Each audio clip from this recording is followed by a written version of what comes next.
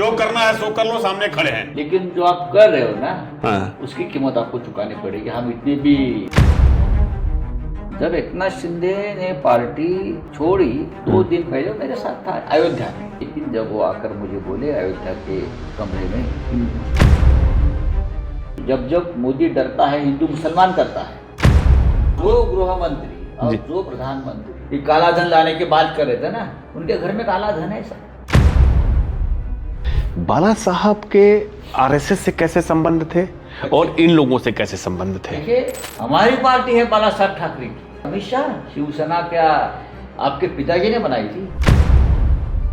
लोग सड़क पर उनको भगा भगा कर मारेंगे। ये मोदी जी को तो अटल जी मुख्यमंत्री पद से हटाने वाले थे, बाला साहब ने इंटरफेयर किया। जो अपने हनुमान को नचा दिया, उसका ही परिणाम हो गया ना। आप इतने बड़े अपने आपको नेता समझते हो ना, पार्टी तोड़ी है, आपके पास एमएलए है, तो डरते क्यों? डरपोक लोग हैं सब।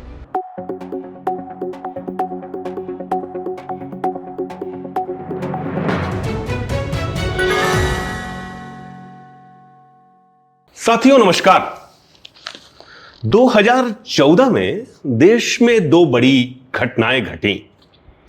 पहली घटना यह घटी कि एक ऐसी सरकार चुन के आई जिसने पूरे देश को हिंदू मुस्लिम की राजनीति, सांप्रदायवाद की राजनीति में पूरी तरह से झोंक दिया। एक दूसरा परिवर्तन भी सामने आया। एक ऐसी शिवसेना सामने आई जो इस बेहद गंभीर दौर में भी आम आदमी की समरसता, सामाजिक समरसता, एकता की बात करती थी, जिसने अपने आप को परंपरा से परे हट करके पूरी तरह से देश निर्माण में लगा दिया। यह उद्धव ठाकरे की शिवसेना थी। उस शिवसेना के सेनापति थे जिनका नाम था संजय राउत। एक जर्नलिस्ट, एक सांसद, और सबसे बड़ी बात कि अपनी बात को पूरी मजबूती के साथ, पूरी ताकत के साथ कहने वाले, सच से पीछे नहीं हटने वाले। एक ऐसे दौर में जब तमाम पार्टियों में जम के तोड़ फोड़ हो रही है, संजय राउत पूरी आस्था के साथ अपनी पार्टी से जुड़े हुए हैं। संजय जी, आपका स्वागत है। सबसे पहले मैं सेनापति नहीं, मैं शिवसैनिक हूँ और हिंदू हृदय सम्राट शिवसेना प्रमुख बाला साहब ठाकरे के साथ मैं 40 साल से जुड़ा रहा। अब उद्धव ठाकरे से जुड़ा, सभी जनरेशन के साथ मैंने पार्टी में काम किया। अब अधिकतर काम कर रहे हैं।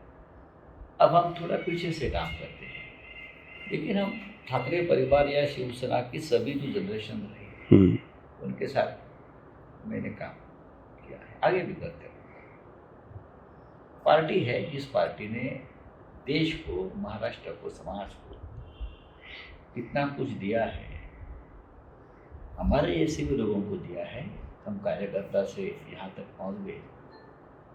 तो पार्टी के साथ एक निष्ठा से रहना सबका कर्तव्य होता है। मैं सबको बोलता हूँ, पार्टी मत छोड़ो। आप जिस पार्टी में हो, चाहे कांग्रेस में हो, चाहे और किसी पार्टी में हो, चाहे आप कम्युनिस्ट पार्टी में जी, आपने एक बार एक विचारधारा को एक्सेप्ट किया है, आप उनके साथ बने रहो। आज आपको ज़्यादा कुछ नहीं मिलेगा, लेकिन अगर आप पार्टी के साथ जुड़े रहेंगे तो आने वाले दिनों में हमेशा आपकी निष्ठा की जो एक कीमत है या जो महत्व है वो आपको मिलेगा। लेकिन बार बार पार्टी बदलने से आपको आज मिलेगा, कल कुछ नहीं होगा।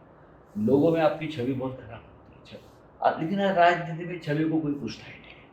ये बड़ी विडंबना है कि कोई नहीं पूछता छवि को आज के जमाने में। पार्टी में आज भी ऐसे लोग हैं, हजारों की संख्या में, जो पार्टी को पकड़ कर बैठे हैं। इसीलिए तो इतनी बार पार्टी तोड़ने के बाद भी जमीन पर पार्टी मजबूत है। आप हमारे एमपी एमएलए तोड़ सकते हैं, आप हमारे कार्यकर्ताओं को नहीं तोड़ सकते। एक बात बताइए कि जिस तरह से 2-2 बार पार्टी तोड़ी गई, जो प्रतिक्रिया आनी चाहिए थी, जैसी शिवसेना से जैसी प्रतिक्रिया की अपेक्षा थी, लोगों ने आपके पार्टी के टिकट पर चुनाव लड़ा, बीजेपी के विरुद्ध चुनाव लड़ा, उसके बाद भी पार्टी तोड़ दी, पार्टी छोड़ करके जनता का माने जनता के साथ सीधे धोखा करके चले गए, लेकिन प्रतिक्रिया वैसी नहीं दिखाई दी। अभी जो 6 लोग हमारे तोड़े जी, उनको टूटने का कोई कारण नहीं था। हाँ बिल्कुल नहीं था। लेकिन ये एक मस्ती रहती है ना, हमको तोड़ना है। उनको बात ऐसी है कि उनको जो वोट मिला था वो तो मोदी शाह के खिलाफ मिला है ना। सही, वही तो, वही बात है। एकनाथ शिंदे के खिलाफ लोगों ने वोट किया है। और आप जिस निर्लज्जता से जाकर उनसे मिलते हो, पैसे की लालच में और किसी लालच में, आपका कहना है कि प्रतिक्रिया नहीं, ऐसा नहीं है। समाज में प्रतिक्रिया है, समाज में बहुत ही लोगों में गुस्सा है, इसीलिए तो Z+ सिक्योरिटी लेकर घूम रहे हैं ना सब लोग। आगे 2 पुलिस की गाड़ी, नीचे 2 पुलिस की गाड़ी, घर के नीचे पुलिस की फौज। डरते क्यों? अगर आपने एक निर्णय लिया है तो डरो मत, सामने आइए लोगों के सामने। दर्शकों बता दें, संजय राउत जी के घर पे मैं आया, जो सबसे आश्चर्य की बात है, एक सिक्योरिटी गार्ड मुझे दिखाई नहीं दिया। मैं चुपचाप, गेट एक व्यक्ति ने खोला और मैं भीतर चला आया। ये है ईमानदारी की बात, ये है एक निष्ठा की बात। हाँ, हम डरते नहीं ना। दूसरी बात है, हम किसी को डरते नहीं, चाहे पुलिस हो, चाहे सरकार हो, चाहे गुंडे हो। हमारे आसपास आने की किसी की हिम्मत नहीं, हम उनसे बड़े गुंडे हैं। बाला साहब ठाकरे जी के साथ हम रहे हैं भाई। मुंबई में हमने सब कुछ देखा है, महाराष्ट्र में, देश में देखा है। असली गुंडा कौन होता है? जो अकेला होता है। क्या बात है। अच्छा सर, एक चीज बताइए, बाला साहब आज होते हैं आज के दौर में, और के गुंडे नहीं है। हाँ हाँ बिल्कुल, नहीं वो समझ रहा हूँ, दबंग है, दबंग है। दबंग भी मत कहिए, रंगबाज है, रंगबाज है। देखा जाएगा, जो होगा देखा जाएगा। और क्या, हाँ, जो करना है सो कर लो, सामने खड़े हैं, हम सामने खड़े हैं। हाँ बिल्कुल। लेकिन जो आप कर रहे हो ना, हाँ, उसकी कीमत आपको चुकानी पड़ेगी। हम इतनी भी, ये सीधा चैलेंज है कि वो कीमत चुकानी पड़ेगी, और चुकाई है लोगों ने। और जो जिन लोगों ने तोड़ा है उनको कीमत चुकानी पड़ेगी। क्या होगा अब देखो अभी सरकार का प्रोटेक्शन है, अमित शाह, नरेंद्र मोदी, ये वो सब। अभी हमारे डिप्यूटी सीएम जो है एकनाथ शिंदे, आप उनका काफिला देखो, 50 गाड़ियां बॉडीगार्ड की रहती है। जब हमारे साथ थे तो अकेले घूमते थे। लोगों का प्रोटेक्शन है ना, जनता का प्रोटेक्शन है हमें। सही है। आप 40 गाड़ी में बॉडीगार्ड लेकर, एक गन लेकर, कौन आपको हाथ लगाए? आप डरते क्यों? आप इतने बड़े अपने आपको नेता समझते हो ना, पार्टी तोड़ी है, आपके पास एमएलए है, खरीद लेते हो, इतना पैसा है, तो डरते क्यों? ये डरपोक लोग हैं सब। एक चीज बताइए, एकनाथ ने जब तोड़ी पार्टी, अंदेशा तो उद्धव जी को जरूर रहा होगा। वो था, ये लोग कुछ गड़बड़ कर रहे हैं। देखो, ये सब डर के मारे चले गए। एकनाथ भी देखो, बात ऐसी है, जब एकनाथ शिंदे ने पार्टी छोड़ी, 2 दिन पहले मेरे साथ था अयोध्या में।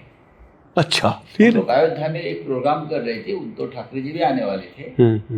तो एक दिन पहले आए थे वो। देखो, हम शिंदे जी के साथ सालों साल काम किया है, हमसे वो बहुत जूनियर रहा, लेकिन हम बहुत साल एक साथ काम किया है।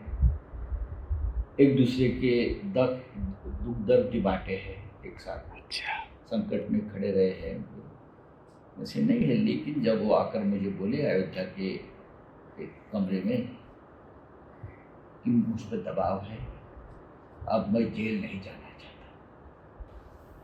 उनकी बात है कि अब मैं जेल नहीं जाना चाहता हूँ, अब मुझे पोते हुए हैं। बातें कुछ हो गई, कुछ व्यवहार की। तो आपने क्या कहा? साथ तो लोग चले गए, उसमें से ज़्यादा लोगों के ऊपर यही दबाव था। किसी के बैंक अकाउंट में गड़बड़ है, किसी का और है, होता है, सबके होते हैं ऐसा। लेकिन फर्जी नोटिस सीबीआई की भेजो, ईडी की भेजो, दबाव में लोग चले गए। अभी क्या देखो, दबाव में चले गए, दबाव तो हमारे ऊपर भी था, हम जेल में गए। बिल्कुल, आप जेल में गए। हाँ, दबाव हमारे था, हमारे ऊपर भी झूठे मुकदमे चले, हमारे ऊपर भी ईडी ने झूठे मुकदमे डाले हैं, झूठे एफआईआर किए हैं, लेकिन हम पीछे नहीं हटे। जो करना है वो कर लो, ज़्यादा से ज़्यादा क्या करो, जेल में डालो।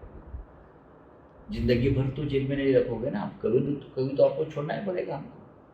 तो ज़्यादा डेंजर बनकर बाहर आ जाऊँगा, मैं आ गया। लेकिन कुछ लोग सहन नहीं कर पाते कि हमको जेल जाना है, हमको ये कठिन परिस्थिति में रहना है। अरे आप ये नहीं कर सकते तो आप जनता के नेता कैसे बन सकते? ये तो करना पड़ेगा आपको। अगर पार्टी संकट में है, और पार्टी इसलिए संकट में है कि हम लोग अमित शाह से कोई डील नहीं करते, या अमित शाह को चैलेंज करते हैं, उनकी हुकुमशाही तानाशाही को हम चैलेंज करते हैं, तो जिस प्रकार का व्यवहार ये लोग करते हैं आज बीजेपी के अमित शाह की लीडरशिप में, तो उनसे तो टक्कर देनी पड़ेगी। हम थोड़े घुटने टेकेंगे आपके बिल्कुल साथ। बिल्कुल बिल्कुल। स्वाभिमान की बात है। छत्रपति शिवाजी महाराज का नाम अगर हम लेते हैं तो हम घुटने नहीं टेकेंगे। बाला साहब ठाकरे जी का हम नाम लेते हैं तो हम घुटने नहीं टेकेंगे ना, हम मरने को तैयार हैं। संजय सर, एक चीज बताइए, मैं अक्सर सोचता हूं और मुझे तो डिवीजन दिखाई देता है आपके माने शिवसेना के और बीजेपी के हिंदुत्व में अंतर क्या है? नहीं, देखिए, हिंदुत्व की शुरुआत इस देश में, हिंदुत्व अगर किसी ने लोकप्रिय किया है, हिंदुओं तक पहुंचा है तो बाला साहब ठाकरे जी। बिल्कुल, बहुत ही आक्रामक तरह से हिंदुत्व। लेकिन हमने ये नहीं कहा कि हम मुसलमानों को मारेंगे, काटेंगे, उनको वोट का अधिकार नहीं देंगे, उनको मस्जिद में जाने नहीं देंगे। हाँ, नहीं, हमने हमेशा ये कहा बाला साहब ठाकरे ने कि मुसलमान इस देश के नागरिक हैं, इस देश के विकास में उनका योगदान होना चाहिए। लेकिन जो मुसलमान है, जो पाकिस्तान जीतने के बाद क्रिकेट मैच यहाँ पटाखे फोड़ते हैं, हमारा उनसे झगड़ा है, उनसे झगड़ा है। जो यहाँ बैठकर पाकिस्तान की बात करते हैं, हमारा उनसे झगड़ा है। बाकी हमारे पार्टी में तो नवाब मलिक और तमाम नेता रहे हैं, हमारे पार्टी में तो मंत्री मुसलमान रहे, हमारे पार्टी में आज भी एमएलए मुसलमान हैं। इस देश में 20 करोड़ मुसलमान हैं। कहाँ उसको जिस तरह की राजनीति चल रही है हिंदू मुसलमान की, जब जब मोदी डरता है हिंदू मुसलमान करता है। हाँ, उनका यही तो सबसे बड़ा एजेंडा और इन्वेस्टमेंट है। कुछ संकट आया तो हिंदू मुसलमान कर दो। यूपी में देखो क्या चल रहा है, बिल्कुल, बिहार में क्या चल रहा है, पूरे देश में। ये देश को फिर एक बार तोड़ना चाहते हैं। क्या करना चाहते हैं? इनका अंतिम मंसूबा क्या है? चाहे अमित शाह और नरेंद्र मोदी का, कभी तो आप सोचते होंगे। व्यापारी लोग हैं। जैसे इस देश पर ब्रिटिश की ईस्ट इंडिया कंपनी, व्यापारी लोग थे, यहाँ व्यापार करने आए और व्यापारी करते रहे। वैसे गुजरात के डीएनए में व्यापार है, ये मोदी जी खुद बोलते हैं हमेशा बोलते हैं व्यापारी। अमित शाह ने तो गांधी जी को कह दिया था चतुर बनिया था, बराबर है। तो ये व्यापार लोग राज कैसे व्यापार की तरह काम करेंगे ना देश में? ये बेचो, ये बेचो, ये बेचो। उनको सिर्फ दो ही बातें समझते हैं, प्रॉफिट एंड लॉस। और उनको कोई राष्ट्रभक्ति वगैरह सब झूठ है, हिंदुत्व झूठ है। सबसे पहले अगर सत्ता बदल हो जाएगा, सबसे पहले ये व्यापारी भागेंगे। आप देखो, आप लिख के रखो, अब ये शुरुआत हो गई है। ये डरपोक लोग हैं। मुंबई में हम उनको देखते हैं ना, आज पूरे देश में सभी ठेके गुजरात के लोगों को मिलते हैं। बिल्कुल है, सच है। आप कहाँ भी जाओ, आप उत्तर प्रदेश में, हाँ, बिल्कुल, अयोध्या में, बनारस में, हर जगह यही है। इतना बड़ा प्रयागराज में कुंभ हो गया, सभी काम लोकल लोगों को नहीं मिले, गुजरात से ठेकेदार लाते हैं। वाराणसी में जो कॉरिडोर बना है, सब ठेके गुजरातियों को मिले। आपके महाराष्ट्र में सारे ठेके, नासिक में कुंभ हो रहा है अगले साल, सब गुजरात के ठेकेदारों की लिस्ट अमित शाह से आती है। आप उनको ठेका दीजिए। क्या देश के और लोगों को अधिकार नहीं है हम्म। कि 2 पैसे हम भी कमाएंगे, हमारे बच्चे कमाएंगे। आपके बच्चे विदेशों में है। जय शाह क्रिकेट बोर्ड का अध्यक्ष बन गया है, कभी बैट पकड़े आपने? हाँ, सही बात तो ये जो चल रहा है देश में, उससे तो असंतोष का विस्फोट हो जाएगा। है। हो रहा है, हो रहा है, हो रहा है। हो जाएगा। देखो आपने एक नई संसद भवन खड़ा किया है, हजारों करोड़ रुपया खर्चा किया, मैं नया संसद भवन। अगर आपने बनाया है तो सदन में तो आइए। कहाँ है अमित शाह, कहाँ है मोदी जी की? आपने बनाया है, एक नई इमारत बनाई है ना संसद की। बिल्कुल बिल्कुल। आप उनसे डर कर कहाँ भाग रहे हो? आपकी इमारत है बनी हुई, आपको ब्रिटिश वाली, इंग्रज वाली बिल्डिंग नहीं चाहिए, गुलामी का प्रतीक है, तो ये ठीक है, ये स्वराज्य का प्रतीक है। हाँ, तो कहाँ हो आप लोग? आप कहाँ हो भाई? कहाँ है आप? जो गृह मंत्री और जी। जो प्रधानमंत्री हाँ, सदन में आने से डरता है, अपने लोगों से डरता है, विरोधियों से डरता है, उनको पद पर रहने का अधिकार नहीं है। आपको क्या लग रहा है, डर के नहीं आ रहे हैं? डेफिनेटली 1 नंबर के डरपोक लोग हैं ये। विपक्ष से डर रहे हैं। सबसे डरते हैं हम्म ये, सबसे डरते हैं हम्म। ये, एक दूसरे से भी डरते हैं। मैं आपको बता रहा हूँ, आपको आने वाले दिनों में उसका पता चलेगा। ये बहुत इतने ये बड़ी बात कह रहे हैं आप, एक दूसरे से डरते हैं। एक दूसरे से भी डरते हैं। मैं तो बहुत सालों से पार्लियामेंट देख रहा हूँ। हाँ, हाँ, मुझे हाँ। लगभग 25 साल होने आए। ठीक ठीक। पहले हम्म। भारतीय जनता पार्टी हो, कांग्रेस हो, हम सेंटर में एक दूसरे से मिलते थे, बैठते थे, पार्टी की बात सदन में एक दूसरे के साथ बहुत सी बातें शेयर करते थे, एक दूसरे के घर में चाय को जाते थे। हाँ। अब ये बंद हो गया, लोग डरने लगे हैं। कोई देखेगा संजय राउत से मैं बात कर रहा हूँ, कोई देखेगा बीजेपी में जयराम रमेश से बात कर रहा हूँ, डर पैदा किया है, जैसे कैमरे लगे हैं सब जगह। अरे ये क्या जीना है इस देश में? ये पार्लियामेंट के भीतर हो रहा है। पार्लियामेंट के भीतर भी लोग भागते हैं एक दूसरे को देखकर। इस प्रकार का एक सिचुएशन इस देश में हमने इमरजेंसी में भी नहीं देखा था। ये बोल रहे हैं ना इमरजेंसी, आज देश में क्या चल रहा है? इंदिरा जी ने तो बोलकर इमरजेंसी लगाई, सिग्नेचर किया था। बिल्कुल बिल्कुल बिल्कुल। वो आदेश पर राष्ट्रपति का कि मैं आज से इमरजेंसी आपातकाल लगाया हूं। आप तो अघोषित इमरजेंसी लगा दी। इस देश में जंतर मंतर पर आंदोलन हुआ, महाराष्ट्र में भी हुआ, उसके पैरेलल पूरे देश में हुआ। बिल्कुल। महाराष्ट्र में तो बहुत बड़े बड़े शहरों में आंदोलन हुआ। हाँ। पंजाब में हुआ। हाँ। बिहार में लोग सड़क पर आ गए। हाँ। यूपी में हो गया। हाँ हाँ। हैदराबाद में हुआ। यस। पश्चिम बंगाल में भी हुआ। हाँ हाँ। बच्चे आते हैं ना, बच्चे सड़क पर आ गए। तो आपका कर्तव्य था गृह मंत्री का कि उनसे बात करो। हाँ हाँ। आपके ही बच्चे हैं ना। बिल्कुल। रात को 12 बजे आप एक वीडियो डालकर बच्चों को आशीर्वाद दे रहे हैं। आप बच्चों को माफी दे रहा हूँ, आपके पास जाकर किसी ने माफी की मांग की है क्या कि आप हमें माफ करो? बच्चे तो निर्भय है।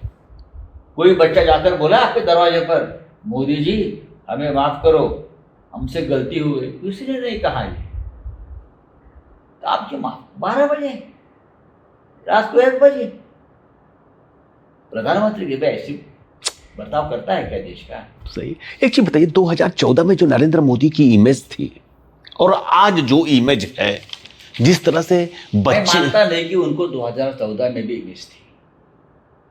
वो जो पूरा आईटी सेल बनाया था, प्रोपोगंडा सेल बनाया था, व्यापारी है, पैसा ही पैसा है, 2 नंबर का पैसा है, ब्लैक का पैसा है, काला धन सबसे ज्यादा ये लोगों के पास है, ये व्यापारियों के पास है काला धन। ये काला धन लाने की बात कर रहे थे ना, उनके घर में काला धन है सबके। तो ये उनको क्या इमेज है? अच्छा एक चीज बताइए, जनता बहुत, मुझसे कई लोगों ने कहा है, बाला साहब के आरएसएस से कैसे संबंध थे और इन लोगों से कैसे संबंध थे? देखिए, हमारे सबके साथ अच्छे संबंध रहे। भारतीय जनता पार्टी के साथ हमारा 25 साल का रिश्ता बहुत ही मजबूत रहा। अच्छा रहा। अटल जी थे, अडवाणी जी थे, प्रमोद महाजन साहब थे, महाजन साहब थे, हाँ, यस यस। मुरली मनोहर जोशी जी थे, जी वेंकैया नायडू भी प्रेसिडेंट रहे। जी। सबके साथ हमारे संबंध अच्छे रहे। हम कभी भी एक दूसरे के पास जाकर बात करते थे, एक दूसरे के साथ बहुत सी बातें शेयर करते थे। महाराष्ट्र में तो हमेशा ये 25 साल का हमारा रिश्ता रहा। आरएसएस के साथ भी अच्छे रिश्ते रहे। मुझे याद है, हम तो उस वक्त इतने बड़े नहीं थे, युवा थे, तो हम बाला साहब के साथ, जब बाला साहब देवरत जी आते थे मुंबई में, तो बाला साहब जाकर उनसे मिलते थे। अच्छा। रज्जू भैया से मिलते थे। हाँ, रज्जू भैया थे संचालक। मैंने देखा है कि सरसंघ चालक सुदर्शन जी, वो मातोश्री पर आते थे। देवरत साहब भी आते थे। रिश्ता तो बहुत, अब ये दिल्ली में ये लोग आने के बाद सब रिश्ते सबके खराब हो गए। मोहन भागवत जी कभी बातचीत करने की कोशिश करते हैं उद्धव जी से? होती है बातचीत, होती है, हमारी बातचीत होती है, उद्धव जी की भी होती है। बातचीत तो होती है, लेकिन आरएसएस भी डरता है ना उनसे। मोहन भागवत डरते होंगे? आरएसएस डरता है उनसे। आरएसएस ने अगर स्टैंड लिया, ये देश में जो तानाशाही चल रही है, जो पैसों का खेल राजनीति में आ रहा है, जो एक दो लोग ही देश चला रहे हैं, देश एक दो उद्योगपतियों के हाथ में बेचा जा रहा है, पब्लिक प्रॉपर्टी, देश की संपत्ति बेची जा रही है, उस बारे में अगर आपने आपको राष्ट्रभक्त मानते हैं आरएसएस, तो आरएसएस ने स्टैंड लेना चाहिए। जो होगा वो देखा जाएगा, करना चाहिए ना, नहीं तो कौन करे। अच्छा, एक चीज बताइए, आप इतने इंडिया गठबंधन के एक महत्वपूर्ण हिस्से हैं और पार्लियामेंट में सबसे मजबूत हिस्से हैं, ये बात मैं कहूंगा इंडिया गठबंधन के। क्या आपको लगता है कि डिलिमिटेशन का कानून जो है बीजेपी, जैसी कि अफवाह चल रही है, अगले सत्र में ही लाएगी, तो क्या पारित करा पाएगी? जैसे टीएमसी को तोड़ दिया, आपको तोड़ दिया, शिवसेना में भी तोड़ा तो हमको हमारे 9 सांसद तो हमने हमारे ताकत को चुनकर लाए थे। हमारा सिंबल भी हमारे पास नहीं था, वो सिंबल भी उसने लूट कर दूसरे को दिया। देखो, बाला साहब ठाकरे जी की शिवसेना है, एकनाथ शिंदे कहाँ से आ गया? शिवसेना का मालिक बन गया। ये अमित शाह की राजनीति, चुनाव आयोग के दबाव में रह गए, गुलाम बन गया है भाजपा बीजेपी का, अमित शाह का। हमारी पार्टी है बाला साहब ठाकरे की। हाँ, आपने पार्टी छोड़ी है तो आप अपनी नई पार्टी बनाइए। सही बात है, आप बीजेपी में जाइए और कुछ भी करिए, हमारी पार्टी बाला साहब ठाकरे की पार्टी। एकनाथ शिंदे शिवसेना तो ये कौन तय करेगा? अमित शाह? क्या मुझे बताइए, अमित शाह शिवसेना क्या आपके पिताजी ने बनाई थी? नहीं, बाला साहब ठाकरे ने बनाई। शरद पवार साहब है अभी हमारे साथ बैठते हैं, उनके सामने हम गए थे उधर चुनाव आयोग में आर्गूमेंट देखने के लिए।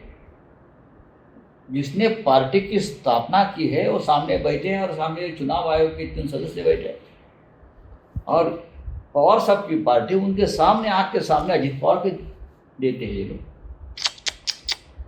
ये देश में चल रहा है। 40 एमएलए लेके आइए पार्टी, आप तृणमूल में क्या हो गया? वही हुआ, वही हुआ। ये डेमोक्रेसी है? ये कौन सा संविधान, नया संविधान ये लोगों ने बनाया? कौन सा कॉन्स्टिट्यूशन बनाया है, मुझे बताइए।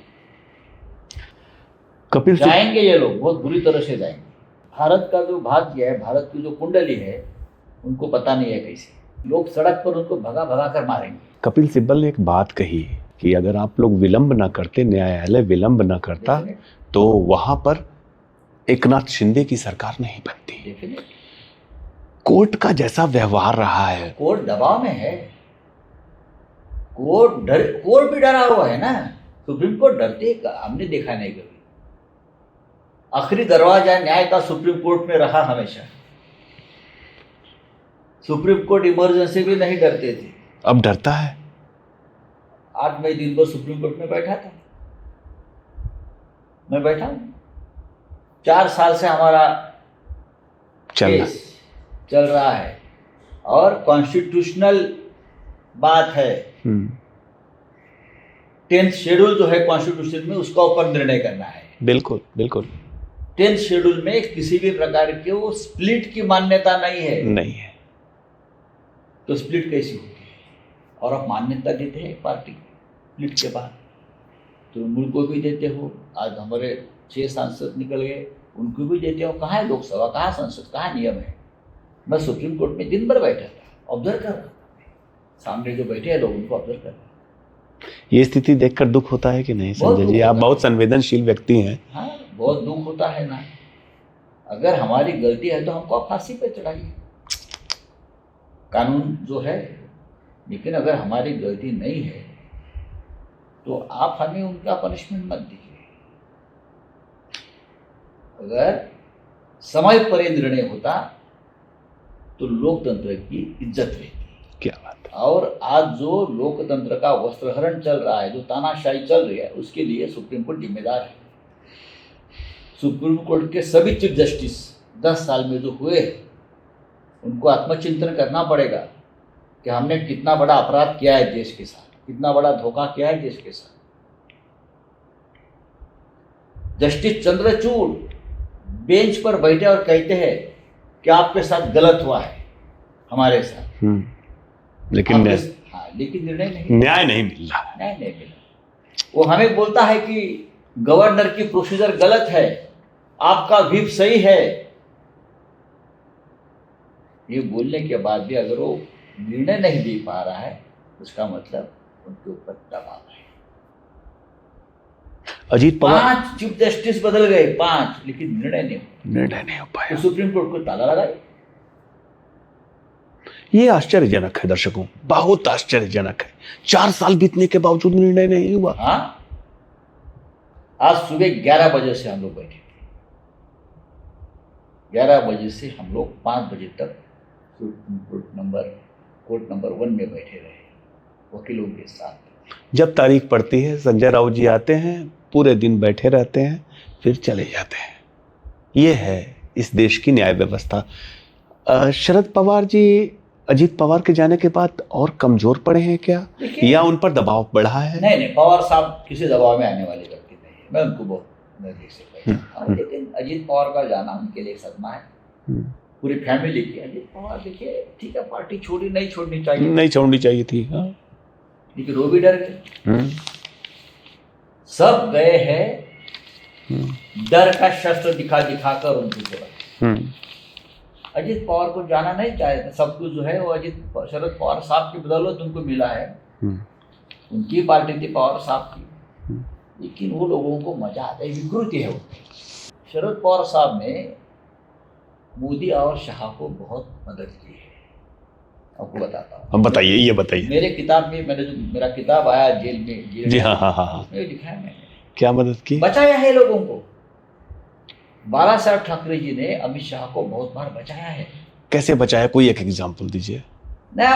मैं किताब पे मेरा दिया, देखिए उनके लिए तो बाला साहब ने जज को फोन किया है, मातोश्री से उनके साहब ने जजेस को फोन किया है बाला साहब। शरद पवार साहब ने क्या किया मदद मुझे मालूम है, लेकिन एहसान फरामोश है। थोड़ी तो कृतज्ञता चाहिए जिंदगी में। जिसने मेरी जान बचाई है उनके पीठ पर तो खंजर नहीं। आप कह रहे हैं जान बचाई है? हाँ, जान बचाई है, ये शब्द आप कह। लोगों की जान बचाई है। ये मोदी जी को तो अटल जी मुख्यमंत्री पद से हटाने वाले थे, बाला साहब ने इंटरफेयर किया।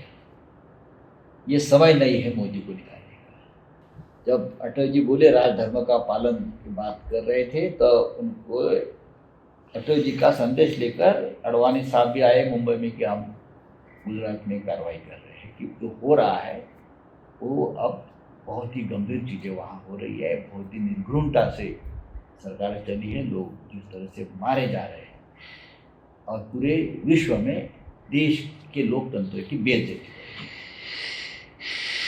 तब बाला साहब ने कहा कि अटल जी को बोले ये सही समय नहीं है, क्योंकि अब मोदी गुजरात में हिंदुत्व का चेहरा बन गया है, नुकसान उठाना पड़ा। बचाया उस वक्त, अमित शाह को बचाया है, शरद पवार जी ने बचाया है, बाला साहब ने। फिर भी धोखा किससे किया? बचाने वाले से, जिसने आपके ऊपर उपकार किया है उससे धोखा। एक चीज ये बताएं, वोट चोरी सबसे ज्यादा महाराष्ट्र में हुई। उद्धव ठाकरे की जो सरकार गई, लोग कहते हैं नहीं, वो चोरी सरकार, ये लोग जीते नहीं है। हाँ, ना बंगाल में ना महाराष्ट्र में। लेकिन अब चर्चा क्यों नहीं कर रहे हैं आप लोग उसकी? नहीं, बहुत चर्चा हो गई, लेकिन सत्ता, पावर, जो एक पोलादी पंजा जो है पकड़ कर बैठे हैं, वो अब छूटने लगा है। अब जो अधिकारी गण उसको मदद कर रहे थे वो भी डरने लगे हैं कि अब हवा बदल रही है, जनता हमारे घर तक पहुंचे। अब देखो, अब धीरे धीरे शुरू होगा। सबकी आवाज बंद कर दी, सबको जेल में डाला, झूठे मुकदमे पर फंसाया, लोगों को दबा कर रखा था। हमारा चुनाव भी लोगों ने चोरी किया है पूरी तरह से। लोकसभा में हमने सबने मिलकर 31 सीटें जीती है और उनको 9-10 सीटें उनको मिली। विधानसभा हो गई 6 महीने में, अचानक 50 लाख वोट बढ़ा दिए एकदम 6 महीने के अंदर। 6 महीने के अंदर बढ़ा दिए। और वही फासला है हार जीत, वही गैप है। वो वोट कहाँ से आए उसको पता नहीं, कोई सुनवाई नहीं चुनाव आयोग में, ना कोर्ट में। तो क्या उनसे आप सामना करें? ये झूठे लोग। बंगाल में भी यही हो गया है और बिहार में भी यही हो गया। बिहार में भी लूट ही हुई है, लूट हो गई बिहार। ये बांकीपुर और दतिया का जो परिणाम आया है, जिसको बहुत चर्चा है, संजय जी कैसे देख रहे हैं आप? नहीं, देखिए, मैं ये नहीं कहूँगा कि ये पूरा देश का ट्रेंड है, लेकिन देश की जो भावना है उसको रिप्रेजेंट करता है। दतिया और बांकीपुर, जो सीट आप 95 से जीत रहे हैं, वो हार गए, वो भी अपने नेशनल प्रेसिडेंट की सीट। बीजेपी का गढ़ है। वहां के लोगों ने आपको वोट नहीं दिया। उसका मतलब है परिणाम हुआ है जंतर मंतर के आंदोलन का, युवाओं का। परिणाम हुआ है राम मंदिर के लूट का, और परिणाम हुआ है आपके झूठे दावों का, और परिणाम हुआ है आपके राष्ट्रीय अध्यक्ष के सामने जो अपने हनुमान को नचा दिया, उसका भी परिणाम हो गया ना। लोग अब जंतर मंतर के बाद देश में एक बदलाव ऐसा आया, लोगों ने उनसे डरना छोड़ दिया। ये परिवर्तन आया है। लोग अब उनको नहीं डरते और नहीं डरेंगे। ये स्थायी रहेगा? डेफिनेटली रहेगा। तमाम FIR कर रहे हैं ये लोग। तो यार करने दो, बच्चे नहीं डरेंगे, मुझे मालूम। बच्चे नहीं डरे। ये आपने देखा ना क्या क्या वहां चल रहा था जंतर मंतर पे। महाराष्ट्र में भी चल रहा था, आप लोगों ने भी किया। लाठियां मारी, टियर गैस छोड़ा, पैलेट गन छोड़ा, फिर भी संसद भवन तक जाकर दम लिया उन लोगों ने। लिया ना। क्या उनका दिमाग चलता है। 56 इंच का छोटा बंदर, बाल अंदर। ये तो अजब अजब रील बन रही है। कैसे कैसे रील बनाते हैं। और मुझे तो लगता है ये जो बीजेपी का IT सेल और साइबर फौज एक ताकत थी ना, लगता है IT सेल को ताला लग गया, खत्म कर दिया, उद्ध्वस्त कर दिया IT सेल। जैसे एक बॉम्ब गिरता है ना बड़ा और सब कुछ उद्ध्वस्त होता है, वैसा ये बच्चों ने वहां बैठकर बीजेपी के वो IT सेल का जो डर खौफ था ना लोगों में, हमें बदनाम करेंगे, हमारे बारे में कुछ भी देंगे, झूठी खबर फैलाएंगे, पूरा उद्ध्वस्त कर दिया। वो सामना नहीं कर पाए उनसे। ये जो चंदा घोटाला हुआ है राम जन्मभूमि का, इसको लेकर के आपकी राय क्या है पहली बात, और पार्लियामेंट में जो कर रहे हैं प्रदर्शन उसको आप कैसे देखते हैं? ठीक चल रहे हैं। पार्लियामेंट में नई मुद्दा, देखिए गृह मंत्री ने आकर बताना चाहिए। अब बोलेगा ये राम मंदिर मेरे, अरे राम मंदिर का ट्रस्ट आपने बनाया, पूरा श्रेय आपने लिया है राम मंदिर का, हर व्यक्ति आपकी है, नृपेंद्र मिश्रा से लेकर नीचे चंपत राय तक। बिल्कुल बिल्कुल। आप पूरा ट्रस्ट आपके कंट्रोल में है। जैसे कि राम मंदिर निर्माण के लिए आपका जो राम को लाया है वो ऐसा उंगली पकड़कर राम का जा रहे हैं मोदी जी, तो जिम्मेदारी आपकी है। चोरी की जिम्मेदारी भी आपकी है। लोगों से आप घर घर में जाकर 5-5, 10-10 रुपया RSS के लोगों ने जमा किए हैं पूरे देश में, वो तो है, करोड़ों रुपए का चढ़ावा है। मंदिर आंदोलन में शिव सैनिकों की भूमिका बहुत ज्यादा है। हमने पहले ही दिन 1 करोड़ का दान दिया था पार्टी ने, ऑफिशियल शिवसेना। उस पैसे का हिसाब किताब है? क्या मालूम अभी देख। हाँ, हमारे पास रिसीट है, लेकिन क्या क्या मालूम नहीं उसको। हमने पेमेंट हमने तुरंत जिस दिन ट्रस्ट की स्थापना हो गई, पहला दान हमने दिया 1 करोड़ हमारे पार्टी की तरफ से। अब चोरी हो गई है तो आपको जिम्मेदारी निभानी पड़ेगी। क्या क्या चोरी नहीं हो गया। सिर्फ पैसा नहीं, पैसा तो गया है 1400 करोड़। हाँ ये आंकड़े झूठ बोल रहे हैं। हाँ, और क्या क्या गया? सीता माई का मंगलसूत्र तक चोरी हो गया है, आपको बताता हूँ। उनके पास लोग चढ़ावे में देते हैं मंगलसूत्र, महिलाएं देती है। हाँ 27 मंगलसूत्र चोरी हो गए, मंगलसूत्र तक चोरी हुए। आप चुनाव में कह रहे थे कि मंगलसूत्र उतरवा लेंगे। हाँ, और आप सीता माई का मंगलसूत्र, उनके अलंकार, राम जी के अलंकार चोरी हो गए सब। हाँ, तो आप किस मुंह से जाएंगे जनता के सामने? और आप सदन में आकर यहाँ एक स्टेटमेंट नहीं दे रहे हैं। और आप अहंकार इतना है, मैं देख रहा था आज बहुत अहंकार है लोगों में। कांग्रेस के साथ फाइन ट्यूनिंग की वजह क्या लगती है आपको? इतनी जबरदस्त ट्यूनिंग शिवसेना और कांग्रेस के बीच नजर जो आती है, उसकी वजह? ऐसे कि देखिए, कांग्रेस के साथ हमारे वैचारिक मतभेद थे, आज भी हो सकते हैं भाई, क्योंकि हम प्योर हिंदुत्ववादी पार्टी हैं। लेकिन हमारा हिंदुत्व में वो निर्भ्रुमता नहीं है, बस सिर्फ हम ही रहेंगे, दूसरा इस देश में कोई नहीं रहेगा। इस देश में रहने का सबको अधिकार है, सभी राष्ट्र जो इस देश को मातृभूमि मानता है और जो इस देश के लिए मरने के लिए तैयार है, वो हमारा भाई है इस देश में। चाहे हिंदू हो, मुसलमान, क्रिश्चियन, पारसी, कोई भी हो। इस देश के राष्ट्रपति मुसलमान हो गए हैं, इस देश के गृहमंत्री मुसलमान हुए हैं, इस देश के फौज में मुसलमान है, उनका बलिदान हुआ है। देश के स्वतंत्रता संग्राम में मुसलमानों ने त्याग किया है। आप कैसे भूल सकते? इस देश के साहित्य में, कविता में, कल्चरल में, फिल्मों में उनका योगदान है, क्योंकि वो इस देश के नागरिक हैं। जिनको पाकिस्तान जाना था वो पाकिस्तान चले गए। आप बार बार उनको पाकिस्तानी नहीं बोल सकते ना। बाला साहब ठाकरे ने यही कहा, मातोश्री पे आकर लोग नमाज पढ़ते थे।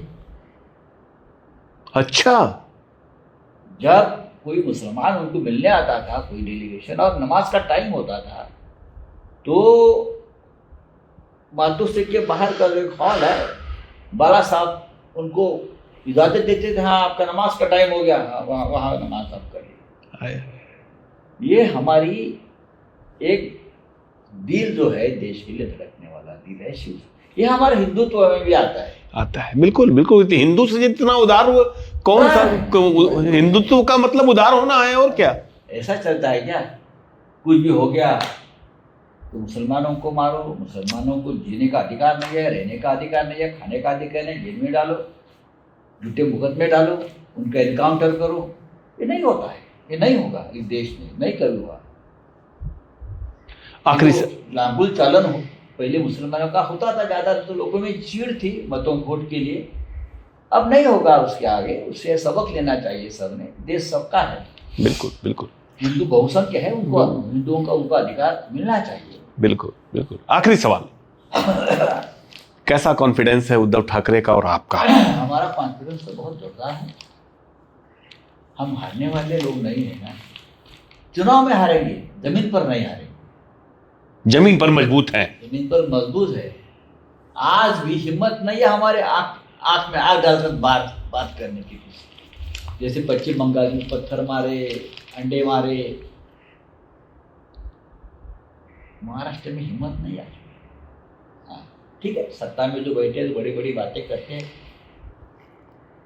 पुलिस की भी हिम्मत नहीं है। मैंने बोला हमारे लोग हैं पार्टी के साथ जो जुड़े हैं, बच्चे हैं, यंग है, पुराने लोग हैं, सीना तान कर चलते सर। हम शिवसैनिक है, बाला साहब ठाकरे का। आओ, हजारों की संख्या में भीड़ होती आई। उद्धव ठाकरे जी ने आह्वान किया, अभी हमने जो आंदोलन शुरू किया है राम मंदिर के तड़ाव की चोरी के खिलाफ, हमने नागपुर में जाकर सबसे बड़ी रैली की आरएसएस मुख्यालय के सामने, हजारों की संख्या में लोग आ गए। मुंबई में की, अभी हर डिस्ट्रिक्ट में करेंगे। पार्टी जमीन पर है, पार्टी जीतेगी, पार्टी रहेगी, पार्टी ऊपर रहेगी। एक सवाल रह गया था, याद आ गया, गडकरी जी का E20 को लेकर के पब्लिक बड़ी नाराज है और गडकरी जी की और मोदी जी के डिफरेंसेस को सब लोग जानते हैं। नहीं देखो, गडकरी को हमेशा, मुझे मालूम नहीं ये इथेनॉल का क्या इशू है, टेक्निकल इशू है, मैं कभी भी जाता, लेकिन अगर गडकरी जी को उस वक्त दूसरी टर्म मिलती अध्यक्ष पद, राष्ट्रीय अध्यक्ष की, पहली बार हो गई, दूसरी बार उनका कोई पूर्ति घोटाला निकाला, हाँ मालूम है। अगर गडकरी जी दूसरी बार अध्यक्ष बनते तो मोदी दिल्ली में नहीं आते। ये बहुत बड़ा षड्यंत्र उस वक्त गडकरी जी के खिलाफ हो गया। उसमें अरुण जेटली जी शामिल थे, मोदी जी शामिल थे और भी लोग थे। गडकरी को एक षड्यंत्र के नाते हटाया गया, क्योंकि गडकरी ये सभी में एक स्वाभिमानी नेता है, आरएसएस का पूरा समर्थन उनको, तो उनको बहुत गलत तरीके से हटाया। अभी भी उनके खिलाफ वो षड्यंत्र चलता है कि गडकरी को यहाँ से निकालो। जो आप लगता है कि आने वाले दिनों में चैलेंज हमारे लिए खड़ा करेगा, उनको, उनमें गडकरी भी है, गडकरी है। तो दर्शकों, तुम ही तुम हो तो क्या तुम हो, हम ही हम हैं तो क्या हम हैं। आपने सुना संजय राउत जी को। आज शिवसेना जहाँ पे खड़ी है, देश में सामाजिक समरसता, समाजवाद और जो सबसे बड़ी चीज़ है देश की एकता, उसके प्रति प्रतिबद्ध दिखाई देती है शिवसेना। और संजय राउत जैसे नेता दिल्ली में राज्यसभा में उसकी अगुवाई कर रहे हैं। संजय जी, आपका बहुत बहुत शुक्रिया, बहुत बहुत धन्यवाद।